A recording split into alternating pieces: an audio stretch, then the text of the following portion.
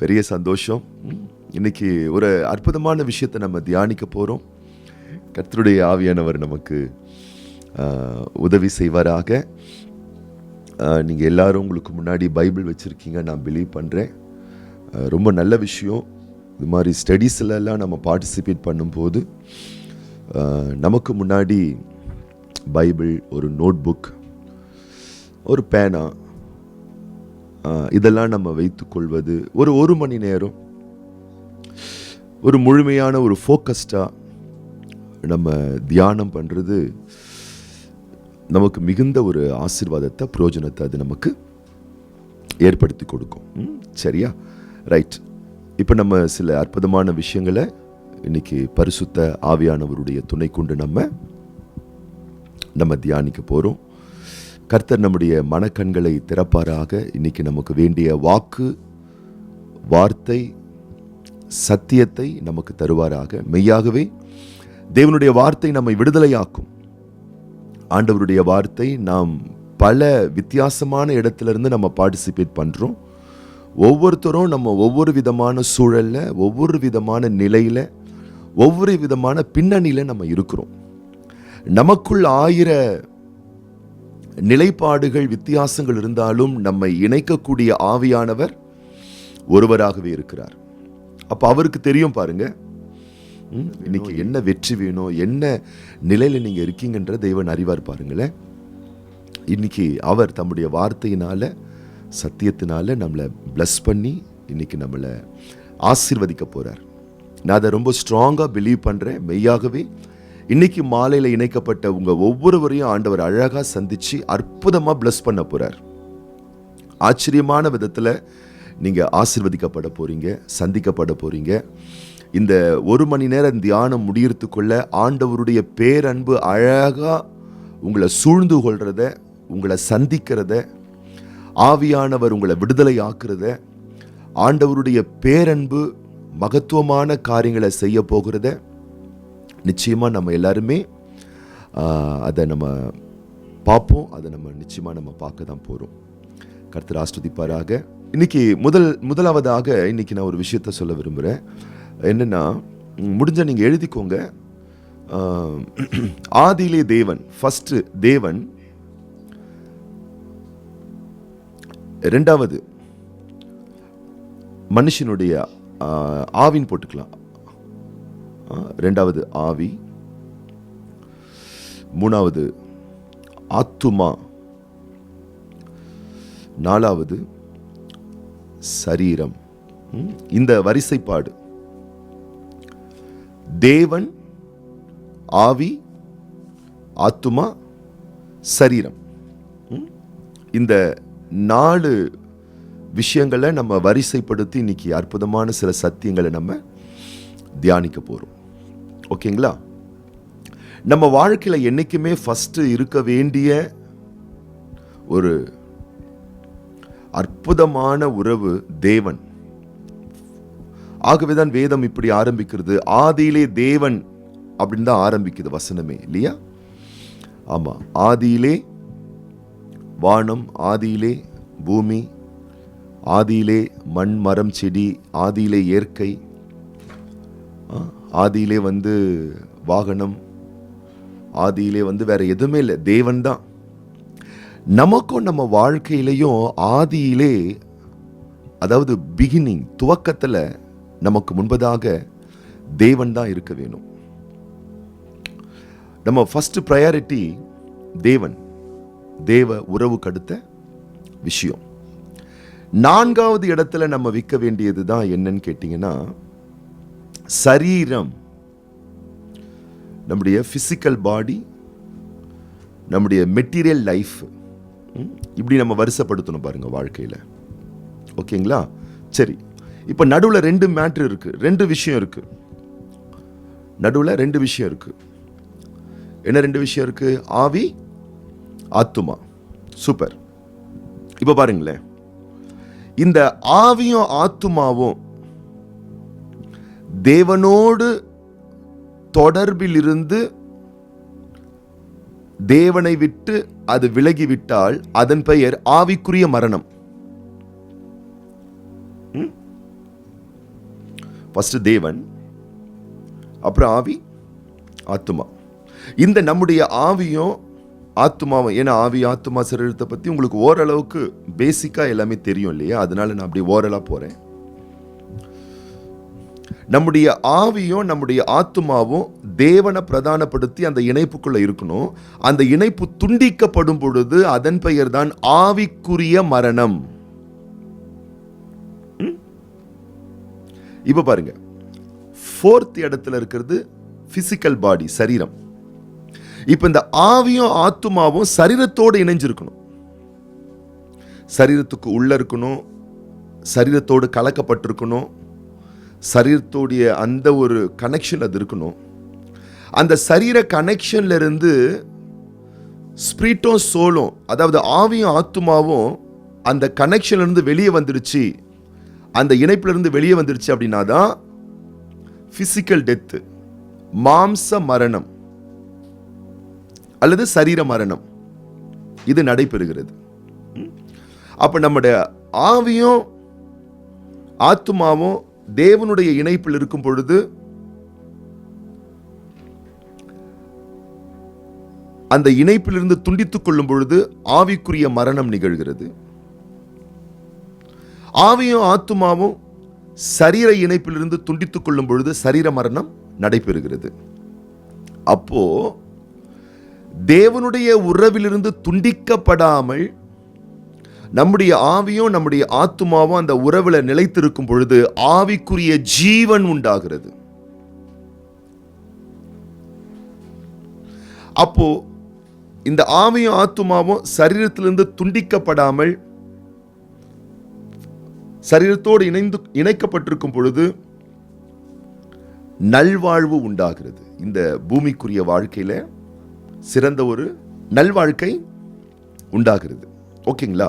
இப்போ பொதுவா நம்ம மனிதர்கள் பெருசா நினைக்கிறது, யோசிக்கிறது, பயப்படுறது எல்லாமே இந்த சரீர மரணத்துக்கு தான், பிசிக்கல் டெத்து தான். ரொம்ப சில பேர்லாம் மரணம்ன்ற வார்த்தை வாயில வர்றதே அவங்க அப்படி பயப்படுவாங்க பாருங்களேன். அப்படிலாம் ஒன்றும் பயப்பட வேண்டிய அவசியம் இல்லை. சாவு மரணம் அப்படின்னாலே அது ஏதோ ஒரு கெட்ட வார்த்தை, அபசகனம் அப்படின்ற மாதிரிலாம் பலர் நினைக்கிறாங்க. அது அப்படியெல்லாம் கிடையாது. அப்போ மனிதர்கள் சரீர மரணத்தை தான் அதை பிரதானமா நினைக்கிறாங்க. ஏன்னா அது கண்ணால பார்க்கிற ஒரு விஷயமா இருக்கு. ஆனா இன்னைக்கு நம்ம உணர்ந்து கொள்ள வேண்டிய விஷயம் என்னன்னு கேட்டீங்கன்னா, ஆண்டவருடைய பிள்ளைகள் வாழ்வில் ஆவிக்குரிய மரணம் வராதபடி நாம் பாதுகாத்துக் கொள்ள வேண்டும். ஆவிக்குரிய மரணம் நிகழாதபடி நாம் நம்மை காத்துக்கொள்ள வேண்டும். ஆவிக்குரிய மரணம் நிகழ்ந்து விடாதபடி நம்மை காத்துக்கொள்ள வேண்டும். வேதம் சொல்லுகிறது, சிம்சோன் அவன் தேவ உறவை துண்டித்துக் கொள்ளும் பொழுது அவனுடைய ஆவியும் ஆத்துமாவும் தேவனுடைய அந்த தொடர்பை விட்டு விலகும் பொழுது வேதம் சொல்லுகிறது, தேவன் சிம்சோனை விட்டு விலகினார், அதை அவன் அறியாதிருந்தான் அப்படின்னு நியாயாதிபதிகள் புஸ்தகத்தில் நம்ம வாசிப்போம்.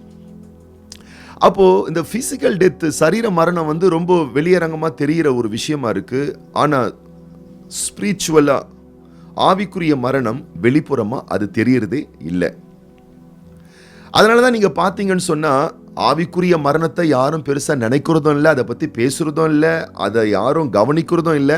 அப்படி ஒரு ஆவிக்குரிய மரணம் நிகழ்ந்து விட்டாலும் அதை யாரும் பெரிய ஒரு பாதிப்பாக என்றதும் இல்லை. ஆனா இன்னைக்கு நான் ரொம்ப முக்கியமா வலியுறுத்தி நான் சொல்லக்கூடிய ஒரு விஷயம் என்னன்னு கேட்டீங்கன்னா, ஒரு தேவனுடைய பிள்ளைக்கு என்றைக்குமே ஆவிக்குரிய மரணம் வந்துவிடவே கூடாது. அந்த ஆவிக்குரிய மரணம் நிகழ்ந்து விட்டால் வெளியே அது தெரியாது. ஆனா அவர்களுடைய ஆவியின் நிலையிலேயும் ஆத்துமா நிலையிலேயும் பல வகையான மோசமான பாதிப்புகள் ஏற்பட்டு அவர்கள் வாழ்க்கை சங்கடப்பட ஆரம்பித்துவிடும். இப்ப நீங்க பாத்தீங்கன்னு சொன்னா, லூக்கா சுவிசேஷ புஸ்தகம் 15ஆம் அதிகாரம் 32ஆம் வசனம். லூக்கா சுவிசேஷ புஸ்தகம் 15ஆம் அதிகாரம் 32ஆம் வசனம். அங்க ஒரு டாடி இருக்கார். அந்த அப்பா என்ன சொல்றாரு? அந்த அப்பாவுக்கு 2 பிள்ளைங்க. அந்த பிள்ளைங்களுடைய பேர் பைபிள்ல இல்லை. ஆனா இளையகுமாரன் மூத்தவன் அப்படின்னு சொல்லப்பட்டிருக்கு. நமக்கு தெரியும் அந்த இளையகுமாரன் என்ன பண்றான், அப்பாவினுடைய உறவை துண்டித்துக் கொள்ளுகிறான். இப்ப அப்பா என்ன சொல்றாரு பாருங்களேன். லூக்கா சுவிசேஷ புஸ்தகம் 15ஆம் அதிகாரம் 32ஆம் வசனத்தில், உன் சகோதரனாகிய இவனோ மரித்தான்.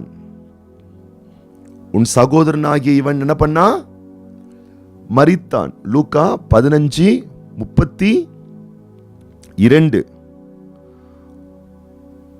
உன் சகோதரனாகிய இவனோ மரித்தான், திரும்பவும் உயிர்த்தான். காணாமற் போனான், திரும்பவும் காணப்பட்டான். ஆனபடினாலே நாம் சந்தோஷப்பட்டு மகிழ்ச்சியா இருக்க வேண்டுமே என்று சொன்னான் என்றார்.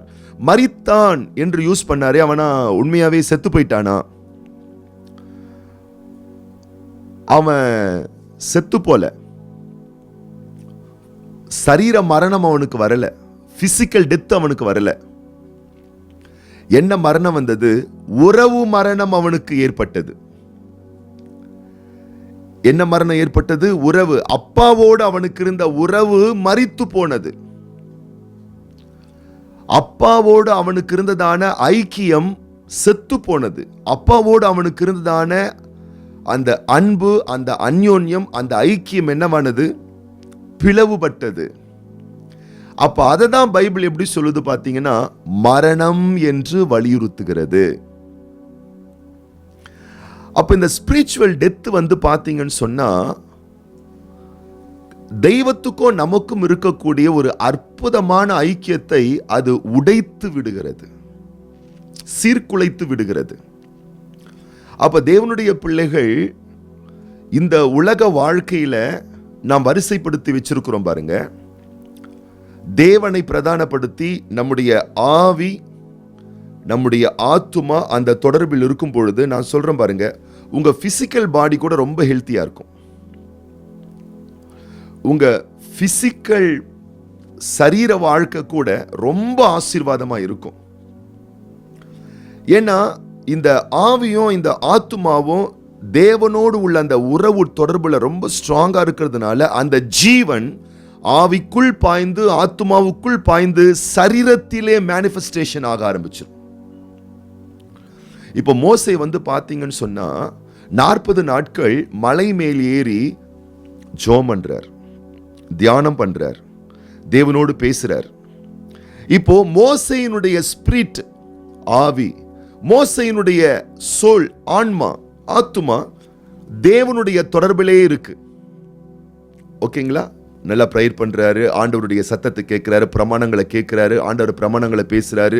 இந்த ஒரு கான்வர்சேஷன், இந்த உரையாடல் மோசேவுக்கும் தேவனுக்கும் இருக்க இருக்க இருக்க என்ன ஆகுதுன்னு கேட்டீங்கன்னா, மோசேயினுடைய ஆவியும் வலிமை பெற்று ஆன்மாவும் வலிமை பெற்று இப்ப அவனுடைய பிசிக்கல் பாடியில ஒரு தெய்வீக பிரகாசம் வந்துருது. இப்ப அந்த மலை மேல இருந்து மோசே கீழே இறங்கி வராரு. அந்த மோசையின் முகத்தை மனுஷங்களால பார்க்கவே முடியலையா, அப்படி ஒரு பிரகாசம், அப்படி ஒரு மகிமை. நான் உங்களுக்கு சொல்றேன், இந்த தேவ உறவுல ரொம்ப ஸ்ட்ராங்கா கான்சென்ட்ரேட் பண்ணுங்க. உங்க பிசிக்கல் பாடியில கூட நீங்க பவர்ஃபுல்லா இருப்பீங்க. உங்க பிசிக்கல் ஸ்ட்ரென்த்ல கூட நீங்க ரொம்ப நல்லா இருப்பீங்க. அதான் 103ஆம் சங்கீதக்காரன் 5ஆம் வசனத்தில் சொல்லுகிறார், வாயை ஆண்டவர் நல்ல நல்ல நன்மையான விஷயத்தால நிரப்பும் பொழுது, இப்ப இந்த நாவு, இந்த வார்த்தை, இதெல்லாம் ஸ்பிரிட்டோட கலக்கப்பட்ட ஒரு விஷயம். அந்த தேவ தொடர்பில் இருக்கும் பொழுது கழுகுக்கு சமானமான வாழ வயது சாத்தியமாக்கப்படுகிறது. வேதம் சொல்லுகிறது, எலிசா மரித்து போனான். எலிசா செத்துட்டார். எலிசா மரித்த உடனே என்ன பண்றாங்கன்னா, எலிசாவினுடைய சரீரத்தை கொண்டு போயிட்டு மண்ணுக்குள்ள புதைச்சிடுறாங்க.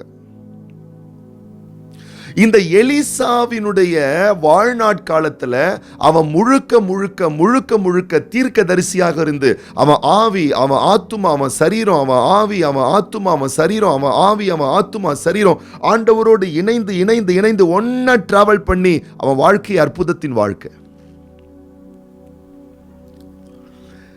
இப்ப எலிசா செத்ததுக்கு அப்புறம் அவனுடைய சரீரம் விதைக்கப்படுகிறது, மண்ணில் புதைக்கப்படுகிறது. சில பல ஆண்டுகளுக்கு பிறகு அதே இடத்துல ஒரு சரீரத்தை கொண்டு வந்து போடுறாங்க. எலிசாவின் ஆன்மா, ஆவி, சரீரத்தில் இருந்த அந்த பவர் செத்து போன, அது யாருன்னு தெரியல, அவன் பாடியை டச் பண்ணி செத்து போன ஆள் எழும்புறாருங்க.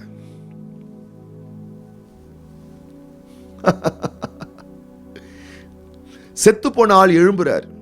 நான் சொல்றேன், காலையில எழும்புறீங்களா? எழும்பவே முடியல, அங்க உடம்பெல்லாம் அடிச்சு போட்ட மாதிரி இருக்கு, கை கால்லாம் வலிக்குது, முதுகெல்லாம் வலிக்குது, மண்டெல்லாம் கிரு கிருன்னு சுத்துது.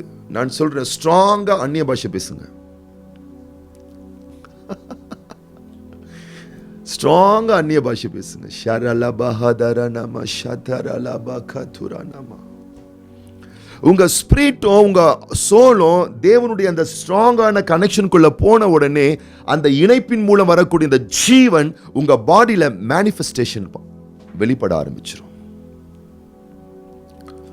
யோவான் சுவிசேஷ புஸ்தகம் 1ஆம் அதிகாரத்தில் சொல்லி வைக்கப்பட்டிருக்கிறது, ஆதியிலே வார்த்தை இருந்தது, அந்த வார்த்தை தேவனிடத்தில் இருந்தது, அந்த வார்த்தை தேவனாய் இருந்தது, ஆதியிலே அவர் தேவனோடு கூடவே இருந்தார், அந்த வார்த்தை கிருபையினாலும் சத்தியத்தினாலும் நிறைந்தவராய் நமக்குள்ளே வாசம் பண்ணினார். அப்போ அந்த அந்த அந்த ஜீவன் இந்த பாடியை விரும்புது.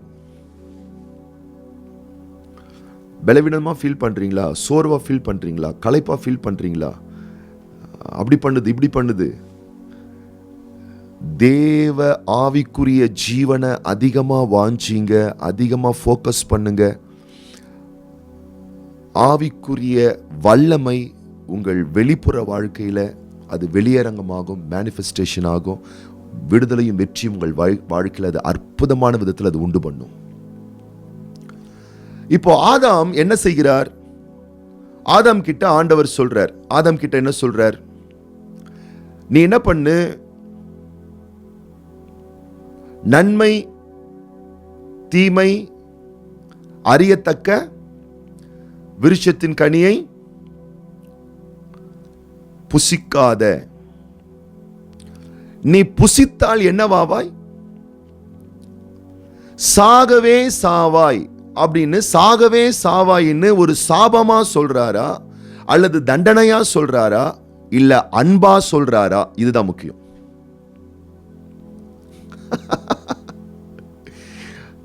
அந்த கனியை நீ சாப்பிடாதப்பா, அதை சாப்பிட்டினா நீ செத்துருவ, நான் உன்னை கொன்னுருவேன் அவர் சொல்லல, நான் உன்னை அழிச்சிருவேன்னு சொல்லல, நான் உன்னை அடிச்சிடுவேன்னு சொல்லல, நீ சாவாய். அப்போ அது ஒரு சாபமா அல்லது அது ஒரு கட்டளையா அல்லது அது ஒரு அன்பின் வார்த்தையா? நான் இன்னைக்கு ஒரு வெளிச்சம் சொல்லிட்டா, வெளிப்பாடு சொல்லிட்டா, முழுக்க முழுக்க அது அன்பின் வாசகம். நம்மை நேசிக்கிற தெய்வம், நம்ம டேடி, நம்ம அப்பா நம்மளை ரொம்ப லவ் பண்ணி நம்மளை பத்தியே நினைச்சு நினைச்சு நம்ம மண்டக்குள்ளெல்லாம், அவர் மண்டக்குள்ளெல்லாம் நம்மளே ஓடி ஓடி ஓடி ஓடி ஓடி ஓடி ஓடி, நான் நினைக்கிறேன் அது ஒரு லவ் லாங்குவேஜ். அது நம்ம பிள்ளைங்கிட்ட சொல்லுவோம்ல, மா அது வேணாமா, ஏ செல்லம். நம்ம குழந்தைகிட்ட பேசுவோம், நம்ம பிள்ளைகிட்ட பேசுவோம்ல, ஆமா அது சாப்பிடாதப்பா, அது வேணாப்பா, அங்க போவாதப்பா, அங்க போவாதம்மா. எப்பவுமே எந்த ஒரு தாயும் தகப்பனும் ஒரு பிள்ளைகளுக்கு ஆரம்பத்தில் அன்பா தான் எல்லாமே சொல்லுவாங்க. எல்லாம் நிறைய எத்தனை பேர் தாய் தகப்பன்லாம் நீங்க இருக்கீங்க? எடுத்த உடனே திட்டிடுறோமா, நம்ம கடிந்து கொள்றோமா, அடிச்சிடுறோமா? இல்லையே, அன்பா தான் நம்ம சொல்றோம். வானடா செல்லும், வானடாமா, அங்க போவானம்மா, அது வேணாமா, அது செய்யாதம்மா, அது வேணாம், இங்க போ. செல்லமா தான் சொல்லுவோம், அன்பா தான் சொல்லுவோம். அப்போ அப்பா சொல்ற ஒரு லவ் லாங்குவேஜ், அது அன்பின் மொழி. அது ஏதோ ஒரு சாப வார்த்தையோ தண்டனை வார்த்தையோ கண்டிப்பின் வார்த்தையோ இல்ல, அது ஒரு அன்பின் வார்த்தை. நீ எனக்கு வேணும் ஆதாமே, நீ எனக்கு வேணும், உன் உறவு எனக்கு வேணும். ஏன்னா இதை நீ சாப்பிட்றதுனால உன் சரீரத்திலேயோ எந்த விதமான மரணம் நடக்க போறதில்ல, எனக்கும் உனக்கும் உள்ள ஐக்கியம் செத்து போயிடும். இதை நீ சாப்பிட்றதுனால எனக்கும் உனக்கும் உள்ள உறவு துண்டித்து போகும். அப்ப தேவன் நம்ம கூட எப்பவுமே ஒரு ஒரு ஒரு கனெக்ஷனை வச்சுக்கணும், எப்பவுமே நம்ம கூட ஒரு ஐக்கியத்தை வச்சுக்கணும், எப்பவுமே நம்ம கூட ஒரு உறவை வச்சுக்கணும்ன்றதுல நம்மளை விட ரொம்ப ரொம்ப வைராக்கியமா இருக்கிறார் அவரு. இன்னைக்கு கூட நான் சொல்றேன், உங்க எல்லார் மேலையும் அவர் அவ்வளவு அன்பா இருக்கிறதுனால தான் இந்த வார்த்தையை நீங்க கேட்கும்படி அவர் செஞ்சிருக்கிறார். இந்த வார்த்தையை கேட்டுக்கொண்டிருக்க உங்க மேல நீங்க என்ன ஸ்ட்ராங்கா நீங்க எழுதிக்கோங்க. யாருமே உங்களை இப்படி லவ் பண்ண முடியாதுங்க, யாருமே இப்படி உங்களை நேசிக்க முடியாதுங்க. அந்த அளவுக்கு ஆண்டவருடைய பேரன்பு உங்க மேல இருக்குங்க. நான் சொல்றேன், கர்த்தருடைய ஊழியக்காரனை நான் சொல்றேன், ஆண்டவருடைய மிகுந்த அன்பு உங்க மேல இருக்கு, பெரிய அன்பு இருக்கு. அதனாலதான் அவர் சொல்றாரு, அது வேணாம், அதை நீ புசிக்கும் பொழுது உறவு முறிந்து போகும், உறவு துண்டிக்கப்பட்டு போகும். உன் உறவை நான் விரும்புறேன், உனக்கும் எனக்கும் இருக்க வேண்டிய உறவை நான் அதை நான் ரொம்ப மதிக்கிறேன். அந்த உறவு ஒரு நாளும் முறிந்து போக கூடாதுன்னு சொல்லி அவர் ரொம்ப ஆர்வமா இருக்கிறார் பாருங்களேன். அப்ப இன்னைக்கு நமக்கு நல்ல ஒரு விஷயம் புரியணும். என்ன விஷயம் புரியணும்னா,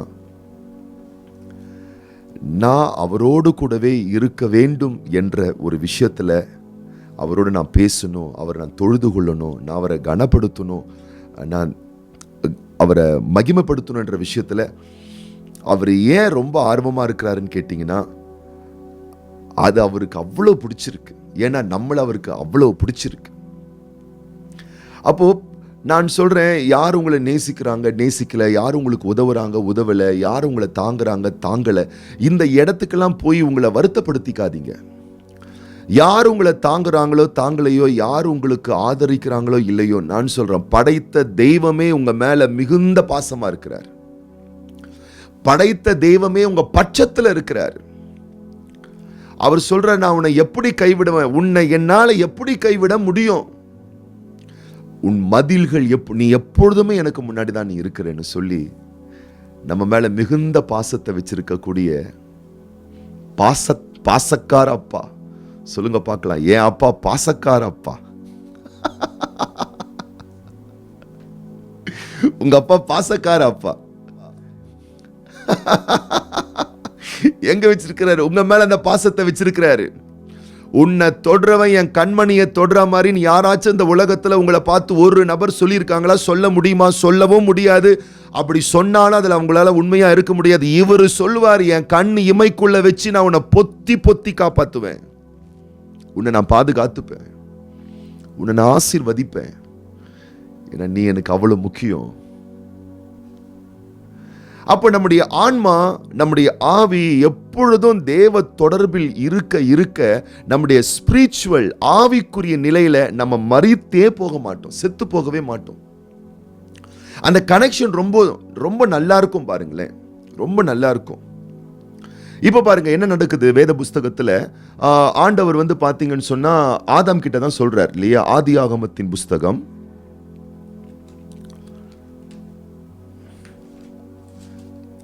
ஆதியாகமத்தின் புஸ்தகம் ஆண்டவர் என்ன பண்றாரு? 2ஆம் அதிகாரத்துல என்ன பண்றாரு? ஆதியாகமம் 2:16 என்ன பண்றாரு? தேவனாகிய கர்த்தர் மனுஷனை நோக்கி, நீ தோட்டத்தில் உள்ள சகல விருட்சத்தின் கனியையும் புசிக்கவே புசிக்கலாம், ஆனாலும் நன்மை தீமை அறியத்தக்க விருட்சத்தின் கனியை புசிக்க வேண்டாம், அதை நீ புசிக்கும் நாளில் சாகவே சாவா என்று கட்டளையிட்டார். அப்ப இது ஒரு அன்பின் கட்டளை. நான் உன்னை சாவடிச்சிருவேன்னு சொல்லல, இல்லப்பா உனக்கும் எனக்கும் இருக்கக்கூடிய உறவு அது முறிஞ்சு போகும், அதை நான் விரும்பல, நீயும் நானும் உறவுல இருக்கணும்னு தான் விரும்புறேன். இப்ப பாருங்க, இந்த 2ஆம் அதிகாரத்துக்கும் 3ஆம் அதிகாரத்துக்கும் பல நாட்கள், சில வேத வல்லுநர்கள் சொல்றாங்க சில ஆண்டுகள் கூட வித்தியாசம். அதாவது 2ஆம் அதிகாரத்துக்கும் 3ஆம் அதிகாரத்துக்கும் உள்ள இடைவெளி பல மாதங்கள், வருடங்கள் கூட இருக்கலாம் என்று வேத வல்லுநர்கள் சொல்றாங்க. ஓகேங்களா? அப்போ கவனிங்க, அதை நீ புசிக்க வேண்டாம் அப்படின்னு ஆதாம் கிட்ட சொன்னதுக்கு அப்புறம் ஆதாம் அதை புசிக்கல. அதை புசிக்க வேண்டாம் என்று ஏவாள் கிட்ட சொன்னதுக்கு அப்புறமா ஏவாள் அதை புசிக்கல. அப்ப நம்ம தேவன் என்னைக்கெல்லாம் அந்த தேவ தொடர்புல நம்ம இருந்து அவர் மேல நம்ம நம்பிக்கை வச்சுக்கிட்டே இருக்குமோ, அந்த அளவுக்கு அவருக்கும் நமக்கும் இருக்கக்கூடிய உறவுக்கு, அந்த உறவை துண்டித்து கொள்ள ஒரு நாளும் நம்ம யோசிக்கவே மாட்டோம். அந்த உறவு தான் முக்கியம் என்பதை நம்ம அந்த உறவை ரொம்ப போற்றுவோம். ஆனா இந்த 3ஆம் அதிகாரத்தில் ஒரு சம்பவம் நடக்குது. 3ஆம் அதிகாரத்தில் என்ன சம்பவம் நடக்குது?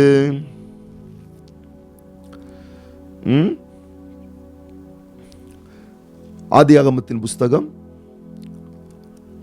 3ஆம் அதிகாரம் 1ஆம் வசனம். தேவனாகிய கர்த்தர் உண்டாக்கின சகல காட்டு ஜீவன்களை பார்க்கிலும் சர்ப்பமானது தந்திரம் உள்ளதா இருந்தது. அது ஸ்திரீயை நோக்கி, நீங்கள் தோட்டத்தில் உள்ள சகல விருட்சங்களின் கனியை புசிக்க வேண்டாம் என்று தேவன் சொன்னது உண்டோ என்றது. இவ்வளவு நாள் அவங்க கனி பக்கமா தங்க கவனத்தை செலுத்தல, கனியை சாப்பிட்டுக்கிட்டு இருக்காங்க.